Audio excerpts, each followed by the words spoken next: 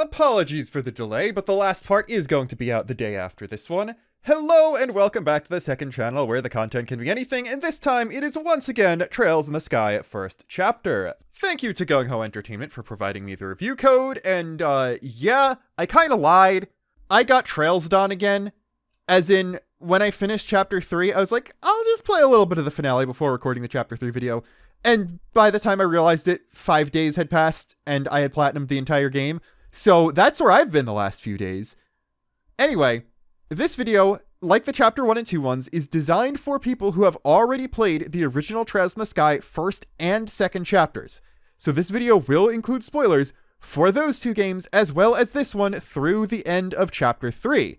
If you are planning on getting into Trails with this game or just have not played any of the Sky games to begin with, don't watch this video, and if you want my thoughts on this remake, wait. Later in this week, there will be a full review of the entire game that doesn't contain any spoilers on my main channel. Anyway, I assumed the Chapter 2 video would be a lot shorter than the Chapter 1 video, and that didn't end up being the case, but I think this one and the finale video are going to be a bit shorter than both of those, because I am genuinely running out of things to say other than, this is very, very similar to the original game, and here are a few things that are different or that I want to comment on. I didn't mention it last time, I think, but the onomatopoeia for Sieg's noises has been changed to pewy instead of scree like it has been in every other game. This bothers me much less than almost every other inconsistency in the game because it's onomatopoeia for bird noises and not even actual dialogue. And besides, they at least got his name being Sieg correct and didn't call him Zeke like Nisa did that one time, so I'm honestly more impressed that they got Scree right but his name wrong there, rather than caring at all about them choosing to go with a different way of rendering the onomatopoeia in English in this game, which, honestly, the only reason I'm pointing it out at all is because Pewy is way funnier to read phonetically than Scree is. Obviously, the first very important thing that happens here is meeting Teta, and it is Teta. She is cute. I think we all expected that.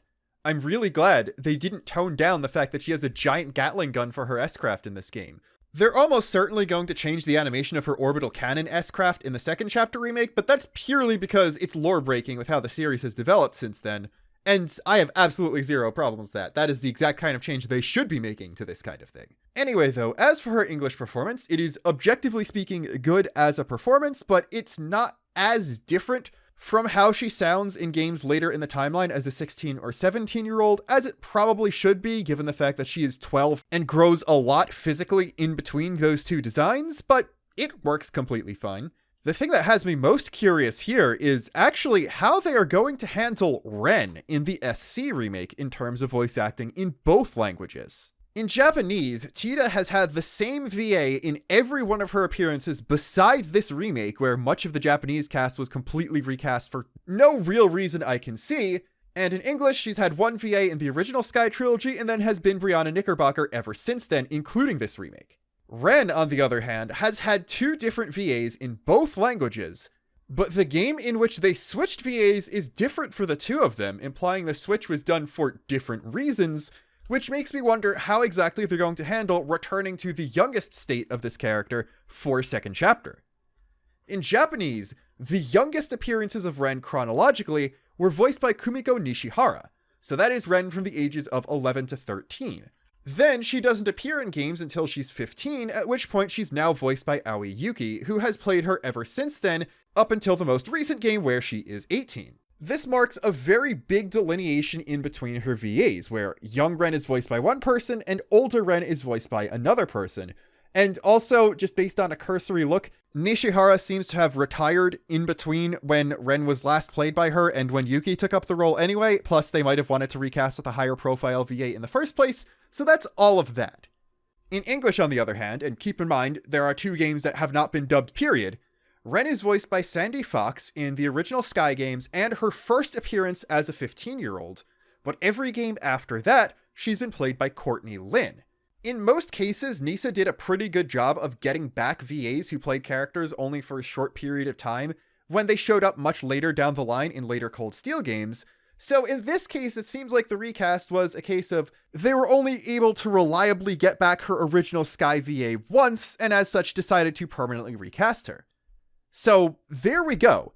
Who is going to be playing Ren in the remake of second chapter? In Japanese, are they just going to continue to use Aoi Yuki and have her do a younger voice that she's never done before? Or are they just going to straight up recast younger Ren like they did for most of the other characters in the cast? In English, there are two choices, one of whom has actually played the younger version of the character, but the other has voiced her much more recently and has done a lot more voice dialogue as her overall, so who knows what they're actually going to do. But we're actually here to talk about Chapter 3 of Sky First Chapter, so let's talk about that.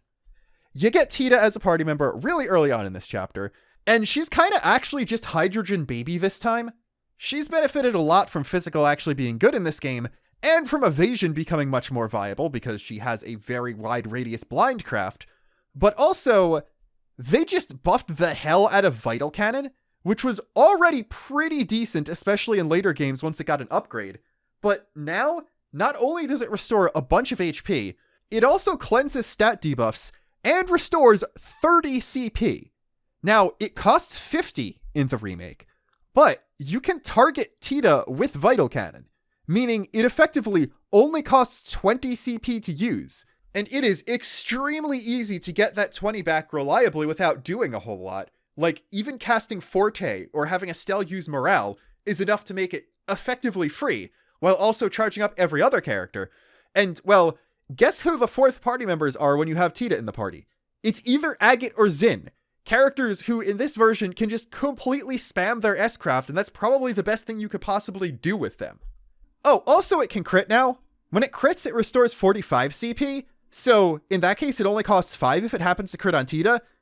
Yeah, that is basically the only thing you ever really need Teta to be using most of the time. Like, yeah, you could give her Anticept and a few other support arts. She doesn't really get a lot of EP, and Earthwall costs 240 now, so you can only use maybe 2 Earthwalls per fight with her unless you recharge her EP.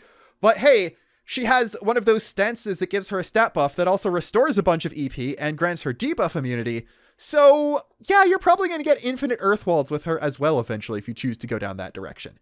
Smoke Cannon is as good as it's always been, and you should absolutely give Teta a Blind Quartz to make it even more effective, but now she's just straight up useful as a support party member, which is way more than could be said about her in the original games until she's allowed to get a mech and become one of the best physical characters in the game. My only real critique here is that in action combat, she's kind of boring to play as and a lot less effective. Same problem Olivier had, where Falcom still hasn't really figured out how to pull off ranged characters in their action RPGs, even though they've been trying since East 7. While I have been on board with most of the differences this remake version of the soundtrack has compared to the original and other significant remixes of it throughout the years, I have to say, surprisingly, the Zeiss theme might be the biggest L that I've seen in the entire thing. Now, I hesitate to call it bad, but it really sounds like two different versions of the theme mashed together that transition between each other at very arbitrary and jarring sounding points. Plus, I'm not really a fan of some of the new background instrumentation, and the chorus doesn't hit nearly as hard as it did in the original version of the song. You first enter Zeiss through the basement of the factory and the theme starts playing there, so when it picked up with a very Muzaki industrial sounding take on the theme, I was like, oh, that's really cool. They made a version for the factory and then a version for the rest of the city. Except, no, the factory sounding version just kind of abruptly changes into a version that would make more sense for the outside of the city partway through the track, and then it switches back once it loops, and neither of them completely fits the fact that this theme plays anywhere the Zeiss theme played in the original, so I can't really say I'm a fan of that. I think Zeiss is also where I started to realize that there is definitely a double-edged sword in recreating the original areas as accurately as they did in 3D. They definitely should have done some adaptation to fit the new style. And that's because when you have all of Zeiss in one loading zone, it seems so much smaller than it did in the original. And that's also because you can see up, you can see further in front of you. When you're in a top-down isometric look, you don't have that good a visual around your character, so it seems like the area you're walking around is way bigger than it actually is. Plus, Zeiss is split into multiple loading screens, where the north bit, just with the outside of the factory, is one screen, and then the bit below the escalators with the rest of the city is a different screen, so it feels like you've traveled a lot of distance.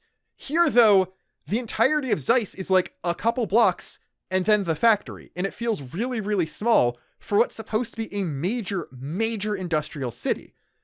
Bose being the second biggest city in the entire country, in retrospect, I'm realizing, just does not work very well on one loading screen at all. In the original game, the fact that there were loading screens meant you had the suspension of disbelief that when you first enter the city, you're only really exploring one major block in the north part of the city that surrounds Bose Market, and then when you go through the loading zone to the south block, you're focusing on a very specific important part of the south bit of the city that ends up being where the robberies take place.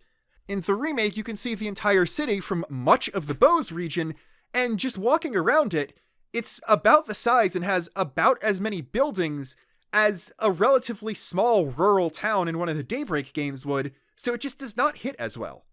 Weirdly enough, I think Rouen, out of the larger cities, gets this problem the least, and that's just because it has the bridge, and the bridge is also on the same loading zone, so not only is the city physically bigger than both Bose and Zeiss are, but the fact that the bridge is sometimes up, allowing you only to access one part of the city, makes it feel larger.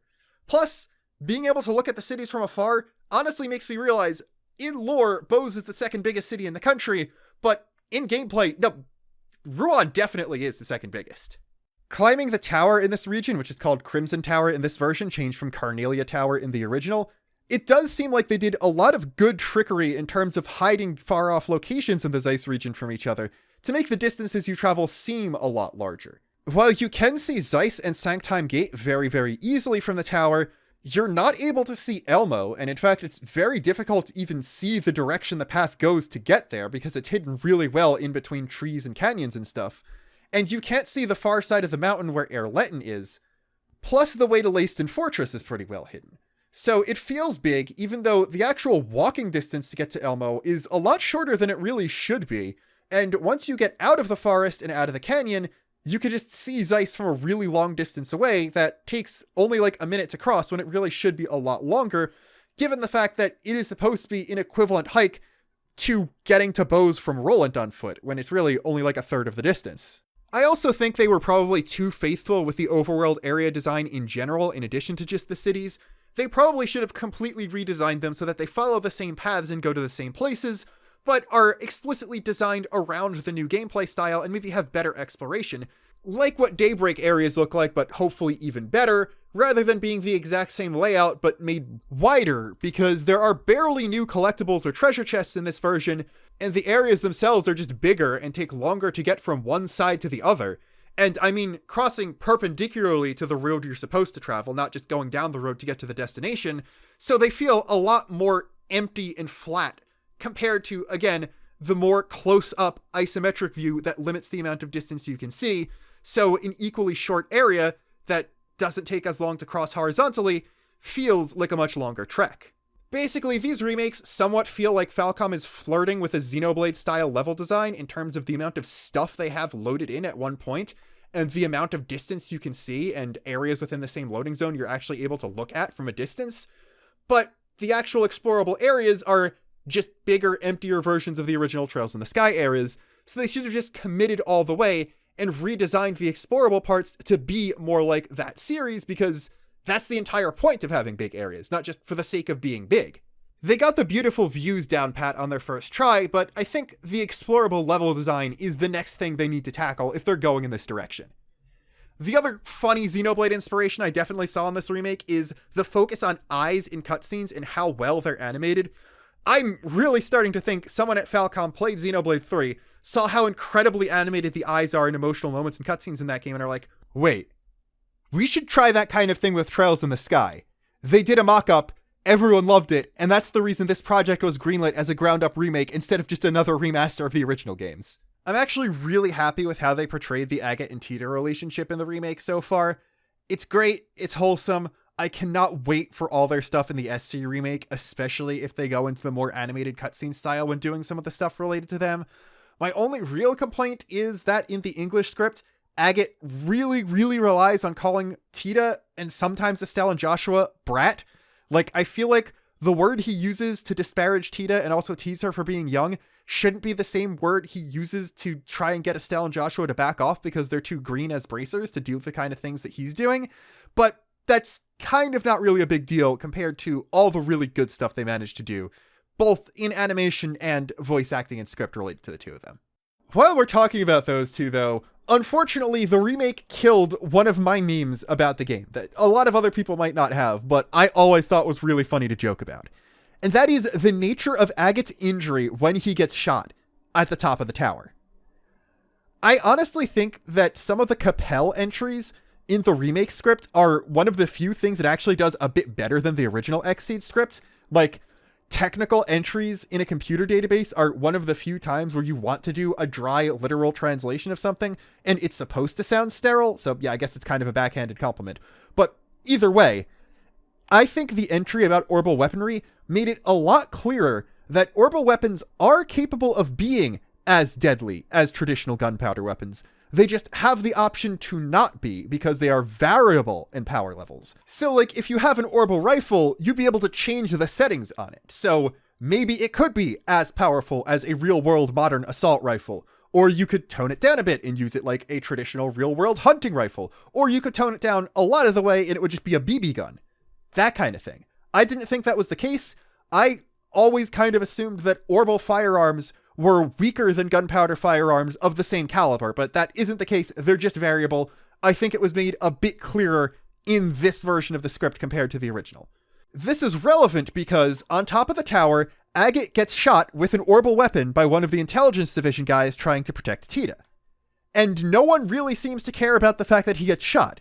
The only reason anyone cares about the fact that he's wounded at all is once he starts showing signs of being poisoned. And like, obviously he goes in a coma and you team up with Zin to get the Zemiria moss from the cave and all that stuff happens.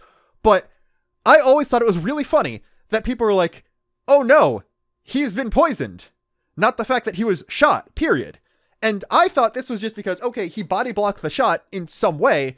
And because orbital guns are sometimes less powerful than stabbing people, which is why you still see people using swords and polearms and that kind of thing in this setting. So him getting shot, period, might only do as much damage as getting slashed with a knife or sword or something.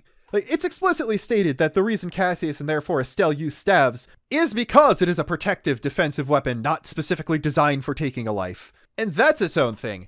I just kind of assumed that guns and bladed weapons were on the same level of deadliness, rather than guns still being more deadly if you choose them to be. Although, maybe civilian weapons have settings that don't make them as powerful as military-grade weapons, or some kind of thing. I don't know how gun control works in Zemiria. That's what we're getting at here. I have to assume it's pretty difficult to get a gunpowder weapon as a random civilian, but, like, Olivier, a very suspicious Erebonian citizen 10 years after the 100-Day War, can just walk up into a weapon shop in Liberl and buy a gun with no questions asked, so orbital weaponry seems pretty easy to get your hands on. Anyway, what I'm getting at with this is the cutscene in this version is very well animated and specifically shows that Agat only gets grazed on the shoulder by the bullet in the first place, so it makes sense that everyone's so nonchalant about the bullet wound because he barely got touched by the bullet, not because bullets themselves don't do a lot of damage if you only get hit by one of them. This whole variable power orbital weaponry thing makes most cutscenes related to guns make a whole lot more sense, but doesn't really make the fact that Teta can just shrug off orbital machine gun fire and not be too badly damaged not make a lot of sense. So it fixes my interpretation of cutscenes, but doesn't really do a lot to change the really weird story to gameplay dissonance when it comes to guns. But then again, that's true of every fantasy-adjacent JRPG that has guns in it, so I can't really complain about it here specifically without coming off as a massive hypocrite. That being said, Agat getting shot means that we team up with Zin for a bit, as I mentioned before, and I was honestly pretty concerned when it came to his dub performance because I played the first two Daybreak games with the Japanese voices, and while I do think the dubs of those are pretty good from everything I've heard, Van and Aaron sound great, and I just straight up prefer English Agnes to Japanese, I'd heard a lot of mixed opinions about Zin's performance in the dub of those games, and honestly, his character trailer for this one had me still very worried. But thankfully, that wasn't particularly representative of how he sounds in this game, because I think his performance is very good and very fitting for the warm, nonchalant, mentor-y character he is, especially in the Sky arc. While I do think a lot of his battle dialogue doesn't have the energy it should, his neutral, comedic, and even serious but not loud scenes do all sound really great, and it is hard to imagine him being fully voiced in English with any other voice. It also helps that a lot of his animations look really, really cool. Disable has been downgraded to a regular craft. His S-craft is already Aura Blast, called Aural Blast in this version, but Disable has a whole bunch of sauce, and they gave Aural Blast so much more aura than it originally had in the original Sky games, so I'm 100% here for that. I'm also absolutely amazed that Xin still has Distend as a craft, one that just massively buffs his physical strength and defense, in a game where physical is actually good. My complaints are that his character is kind of a microcosm of all the issues with the localization in this version of the game. If you play Trails Through Daybreak, the character, who is an Eastern martial artist following the TITA school of martial arts, will be voiced by Vic Chow. He will look almost the same, except maybe a little bit older in a different outfit, and he will be introduced to you as Jin Vatek, also known as Jin the Immovable, a bracer from the Calvard Republic. In this remake, he is introduced to you as Xin Vathek, also known as the Immovable Xin, a bracer from the Calvard Republic. And yeah, that's 3 very important proper nouns that are pronounced completely differently and completely at odds with the entire rest of the series for literally no reason. You cannot argue they're trying to be more accurate to the Japanese here. Yes, pronouncing the name of the country he is from Calvard instead of Calvard is closer to the Japanese pronunciation, though it of course flies in the face of precedent from 7 dubbed games that pronounced it Calvard already. Xin Vathek is much less accurate of a pronunciation to his Japanese name than Jin Vatek is. So they just made it different for no reason, on purpose, and deliberately made everything more wrong, or at the very least, didn't check any of the other games for precedent, which is absolutely absurd to me. And then as for his title, it's just another case of being overly literal and following the Japanese to the T in a case where they absolutely shouldn't be. They saw that his Japanese title is Hudo no Jin, and were like, in Japanese it goes adjective and then name, so we have to use that exact order in English, even though it flies in the face of the entire series, including the original Trails in the Sky, and also just sounds so much worse when read out loud in English. Except we'll ignore Japanese when it comes to the pronunciation of his name. I really don't get it at all. Also, acerbic tomatoes are simply called bitter tomatoes in this version, which is weirdly one of the biggest inconsistencies when it comes to pure nomenclature as opposed to pronunciation of things. Those things show up in almost every game in the series, so that's cool, I guess.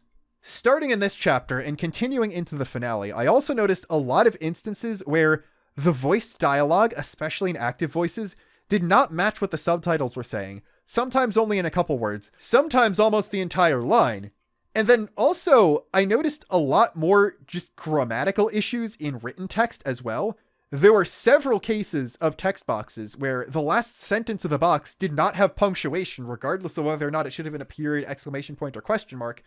And then, weirdly enough, sentences that end with an emoticon, like a star, a heart, or a music note, did not have punctuation at the end of them, which I don't know if that's strictly grammatically incorrect, but it looks wrong, so I'm going to assume it isn't. It's really starting to feel like there was not a lot of editing done in the localization process at all, especially because text ranges from feeling as awkward as machine translation to almost being as good as the Xseed script. So, like, I'm almost starting to think that there was no one checking to make sure that the portions of the script that were localized by different people on the team were stylistically consistent with each other, which is not great, especially because, at its best, this script is about as good as the Xseed script, but different from it for literally no reason, so all of these problems, and probably all of the QA problems, could have been avoided by not rushing out a brand new localization for the game, and just using the Xseed script that barely anyone actually had a problem with to begin with, for everything that isn't new to the remake in the first place.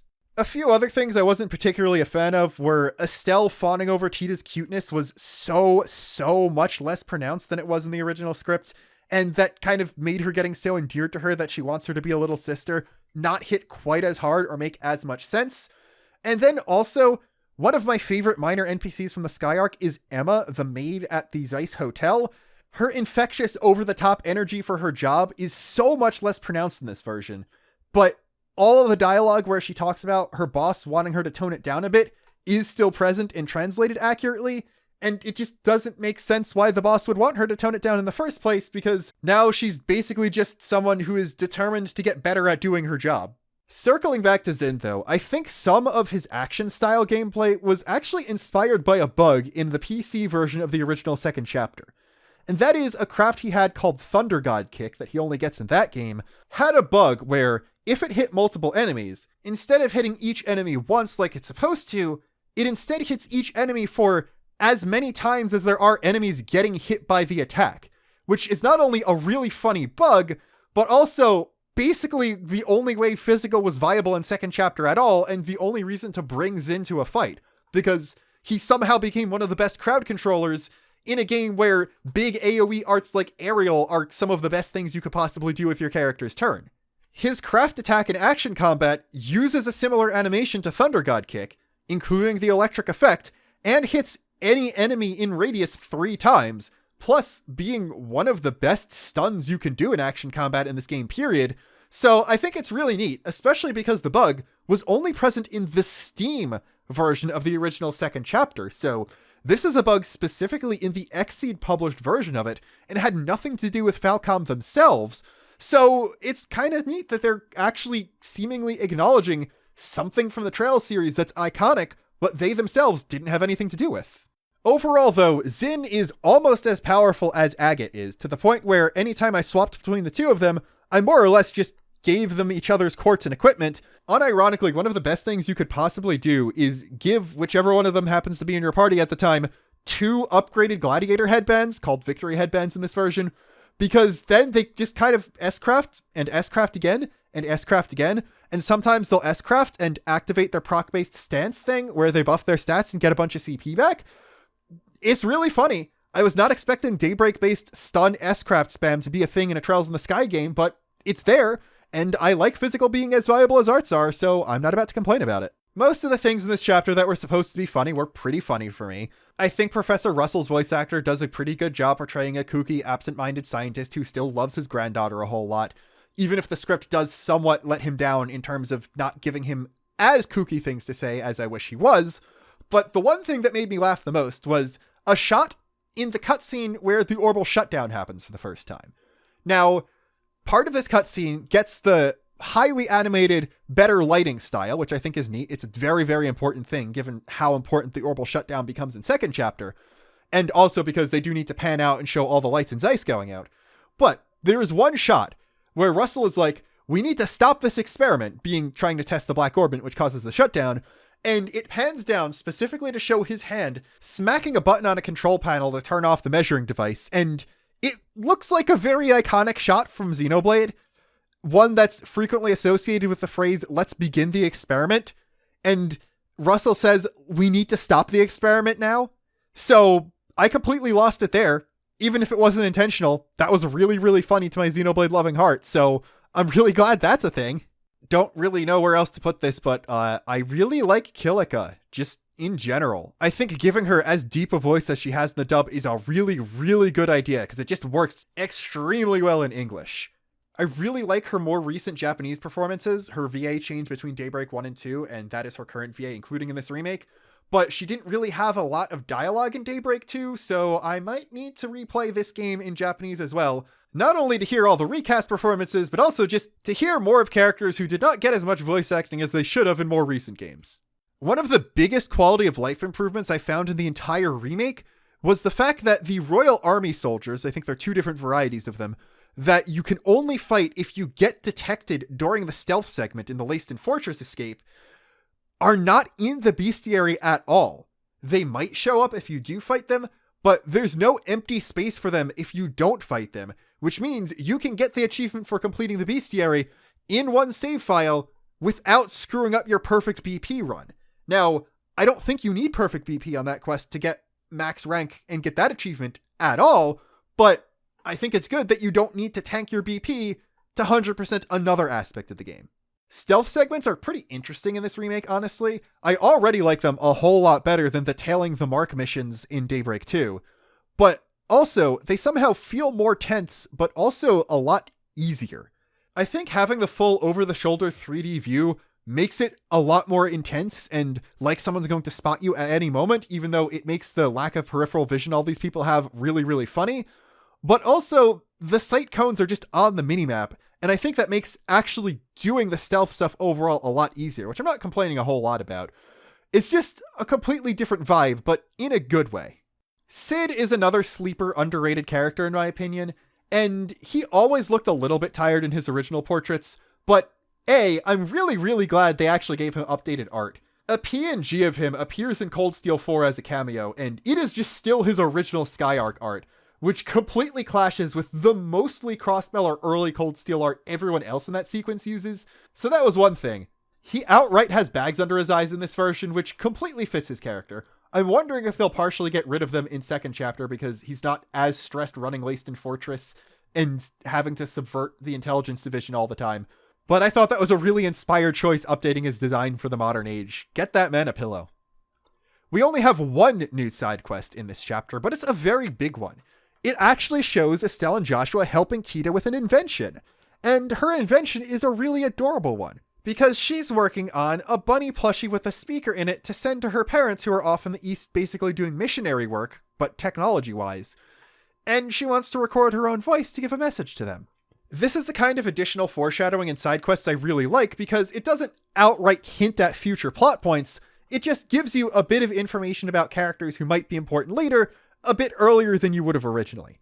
I don't think we get any bit of information about Teta's parents in the original first chapter besides the fact that they are alive, just not around Zeiss. We only learned their actual deal in second chapter, and they only show up in person in Sky the Third, so it's cool hearing Teta talk about them earlier on, and get a little bit of foreshadowing to what their personalities are going to be like. Plus, it's just really cute. Teta gets to hug a big fluffy bunny plushie, and the sequences where she records the messages themselves are actually voice acted, and the messages themselves are really nice and sweet. It's also an instance of Estelle and Joshua actually doing cute older sibling stuff with Teta that I kind of wish there was more of. Estelle doesn't really have anything specific she constantly calls Teta, like she says sweetie in the Xseed scripts, and I would have loved to hear that specifically voiced, but I think all the cute moments are nailed pretty well. The entire hot spring scene is really great. Not only is hair down Teta adorable in 3D, and her interactions with Estelle and Joshua, but embarrassed Estelle is done really well, and Joshua just not understanding what's going on is consistently great, especially in the subtle, confused and concerned expressions they keep giving him. Also, the King Penguin introduction is done extremely well. It's called a Pengu in this version, which I'm completely okay with, especially because the baby ones look like puffins and not penguins, so just calling them penguins doesn't make a whole lot of sense anyway. But yeah, Estelle and Teta reacting to it at the same time, completely great, no notes with that. It also features the English script having Estelle say, "What the heck?" And I really, really wish they made that more of a catchphrase for her. Estelle's Japanese catchphrase directly translates just to, "What?" or "What the?" And the Xseed script made a very wise decision to, instead of just going with that bland direct translation, change what she says depending on the context of the scene while still getting the confused and not understanding things because she's very stupid in this game and we love her for that vibe across. This new script just sticks with "what" for almost every time, and the English delivery for almost every instance of that sounds almost identical, so not really the biggest fan of that. I would have been completely okay with them consistently giving her one catchphrase to say during those moments, but I think literally just saying "what" is a little too bland. I would have honestly loved if they went with "what the heck" instead. Like, I don't think Estelle's catchphrase being her swearing makes a whole lot of sense for the character, so "what the hell" doesn't make sense. Like, "what the helly?" or a jokey version of that works too, but she just seems like the kind of person who would say "what the heck" a whole lot. It just works. I don't really know how to explain it. The last big thing I have to say about this chapter is that this is where the difficulty completely falls off a cliff and it becomes extremely, extremely easy, even on the highest difficulty. I'm pretty sure the only times I died during the entire chapter were fighting monster chests that you were clearly supposed to at least have Teta and probably also have a fourth party member for with just Estelle and Joshua at the beginning of the chapter when I was also underleveled for them, and against the special ops soldiers, which, like, yeah, you're gonna die once or twice against special ops soldiers in Trails in the Sky. That happens regardless, and I certainly still died less to them than I did playing the original game on normal difficulty in my first playthrough. But yeah, in this chapter, you fully unlock the 5 BP burst attack, which you can use when you crit or get a stun on an enemy or something like that. And you can use it when your party consists of less than 4 people now. You just need everyone in your party to be alive to use it. But I'm pretty sure it gets upgraded compared to the versions you temporarily got in earlier chapters, because it hits everything, does a whole bunch of damage, gives everyone in the party CP, but especially a bunch to Estelle and Joshua, and does an extra bit of stun damage. So it's extremely useful, and you can combo a crit regular attack into that into a stun, into at least 3 S-crafts, into probably a 4th S-craft if you have CP boosting accessories on someone like Joshua or Agate, because they'll get back to 100 at that point. And it stuns weaker enemies in 1 hit, so you can always get an advantage attack almost no matter what. Plus, if you had 5 BP, used 1 to use the combo attack in action combat, stunned an enemy, hit that stunned enemy immediately with the free turn the advantage attack gives you, you can then use burst to damage everyone and probably stun a whole bunch of them too.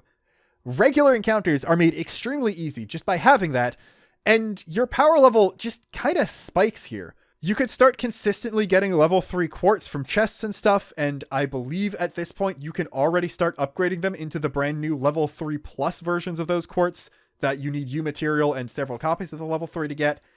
And then at this point, you're probably also getting pretty far into a lot of the reward achievements that are just do X amount of things in battle or in the overworld or whatever, and those give very, very overpowered rewards for this point in the game, so there's not a lot that can stop you. Also, you get a whole bunch of evasion, you get a bunch of gladiator items, and you can get Earthwall pretty easily by now, so not a lot can stop you, and this goes almost all the way through the finale as well. It almost gets as easy as Daybreak 1 did, and that is quite possibly the easiest nightmare mode in the entire series. But yeah, those are my opinions on Chapter 3. I know this is a lot of complaining, but all the stuff I didn't talk about is a very, very good recreation of Chapter 3 from the original game, and it's a recreation of Chapter 3 from Trails in the Sky. It's great. I don't have much else to say about that, so pretty much all I can talk about are nitpicks. Join me tomorrow for the finale. Till then, this is Luxon, signing off.